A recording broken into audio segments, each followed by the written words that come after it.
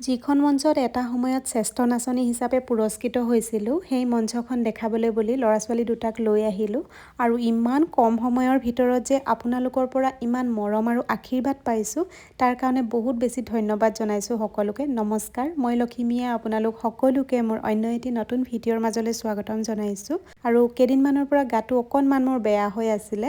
হয়তো ভইচটোত শুনি এইকেইদিনাখন আপোনালোকে মোৰ গম পাইছে যে গাটো মোৰ খুবেই বেয়া হৈ আছিলে। তথাপিও বিহু বুলি অকণমান মনটো নিজৰ ভাল কৰি অকণমান নিজে চেষ্টা কৰি বিহু বুলি চলাফুৰা কৰি ফুৰিছোঁ। গাটো বেয়াৰ লগতে মোৰ মনটো খুব বেছি বেয়া লাগি আছিল। সেইকাৰণে আহিব বিচৰা নাছিলোঁ যদিও ল'ৰা-ছোৱালী দুটাই অকণমান আমনি কৰিলে যে অকণমান মা ওলাই যাওঁ ব'লা বিহু চাবলৈ। তেনেকৈ বুলি কোৱাত মই আহিলোঁ আৰু মনটো কিয় বেয়া সেইটো জনাই আছোঁ ৰ'ব। মনটো এইকাৰণে বেয়া, জুবিন দা যে নাই এই কথাটোৱে মানে খুলি খুলি খাই আছে আৰু বিহু মঞ্চ দেখিলে আৰু বিহু বুলি এনেকৈ ওলাই আহিলে মানে আৰু বেছিহে মনটো বেয়া লাগে। সেইকাৰণে মই আহিবই বিচৰা নাছিলোঁ। তথাপিতো আহিলোঁ। আহি যিখিনি দেখা পালোঁ এইখিনি কাহানিও নেদেখা এটা দৃশ্য আছিল। কাৰণ পূব গুৱাহাটী বিহু সন্মিলনত থিয় হ'বলৈ ঠাই নাথাকে মানুহৰ ভিৰত। ক'তোৱে ঠাই নাথাকে ইমান ডাঙৰ ফিল্ডখনত আৰু এই বিহু সন্মিলনীখনত মানুহেই নাই। অডিয়েঞ্চ একেবাৰেই নাই, খুব কম অডিয়েঞ্চ আছিলে। মোক যিসকলে চিনি পায় তেওঁলোকেতো জানেই আৰু যিসকলে ভালকৈ চিনি নাপায় তেওঁলোকক মই জনাই দিব বিচাৰিছোঁ যে মই সৰুৰে পৰা মৌ কুঁৱৰীৰ পৰা আৰম্ভ কৰি বিহুৱতী, বৰ বিহুৱতী, হুঁচৰিলৈকে সকলোখিনি বহুত ঠাইত নাচিছোঁ আৰু বহুবিলাক ঠাইত মই জয়লাভ কৰিবলৈও সক্ষম হৈছোঁ। সেইকাৰণে এতিয়াও বিহু বুলি ক'লে মোৰ বিহুৰ প্ৰতি এটা বেলেগ ধৰণৰ এটেচমেণ্ট আছে আৰু ল'ৰা-ছোৱালীক সেইখিনি অলপমান শিকাব বিচাৰোঁ। যিহেতু আজিকালি বহুত ল'ৰা-ছোৱালীয়ে হুঁচৰিনো কি, লহৰিনো কেনেকৈ নাচে, বিহুৱতী কেনেকৈ নাচে এইবিলাক একোকেই নাজানে। কাৰণ গাঁৱত থকা ল'ৰা-ছোৱালীবিলাকে অলপমান জানে, চোতাল বিহু দেখা পাইছে, চোতাল বিহু কেনেকৈ নাচে জানে, কিন্তু এই মহানগৰত থকা ল'ৰা-ছোৱালী খুব কম সংখ্যক আছে যিবিলাকে জানে। সেইকাৰণে মই ইহঁতক দেখাব বিচাৰোঁ, অকণমান শিকাব বিচাৰোঁ। তথাপিও বিহু মঞ্চবিলাকত আজিকালি বিহু প্ৰগ্ৰেমবিলাক যিকোনো বেলেগ প্ৰগ্ৰেমৰ মাজে মাজেহে দিয়ে, একেৰাহে নিদিয়ে। তথাপিও পালোঁ বাৰু চাবলৈ।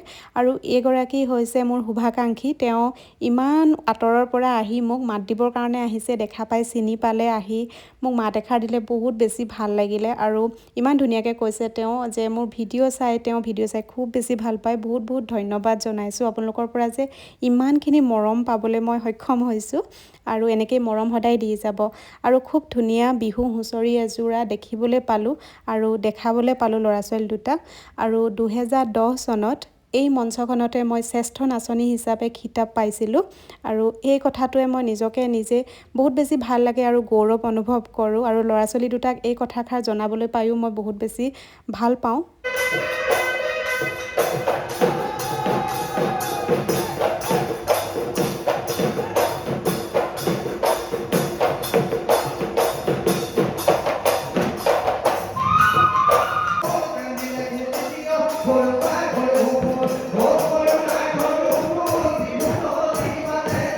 খুব ধুনীয়া বিহু হুঁচৰি এযোৰা চাবলৈ পালোঁ আৰু বৰ ধুনীয়াকৈ তেওঁলোকে পাৰফৰ্মেঞ্চ কৰিছিলে আৰু মোৰ মানুহজনেও এটা সময়ত বিহু হুঁচৰি মাৰিছিলে। সেইটো কাৰণে তেওঁ খুব ভাল পায় চাই বিহু আৰু এইবিলাক দেখা পালে মানে মোৰ আগতে যেতিয়া নাচিছিলোঁ সেই সময়বিলাক সকলোবিলাক চকুৰ আগত ভাহি যায়। তাকে মানুহজনক কৈ আছিলোঁ যে সময়বোৰ কেতিয়া কেনেকৈ পাৰ হৈ যায় একো ক'ব নোৱাৰি। তেতিয়া ইমান নাচিছিলোঁ আৰু এতিয়া ঘৰৰ পৰা ওলাবলৈ সময় নাপাওঁ। সেইখিনিয়ে আৰু চালোঁ, বিহু হুঁচৰি যোৱাই চালোঁ, তাতকৈ আৰু ৰখিবলৈ ধৈৰ্য নাথাকিলে কাৰণ গাটো মোৰ বহুত বেছি বেয়া আছিলে আৰু শুভাকাংক্ষীগৰাকীক লগ পায়ো ভাল লাগিলে। তেওঁৰ লগত কথা পাতিলোঁ অলপ সময়। এতিয়া ঘৰলৈ যাবলৈ বুলি আহিছোঁ। আজিলৈ আহিছোঁ, বাই।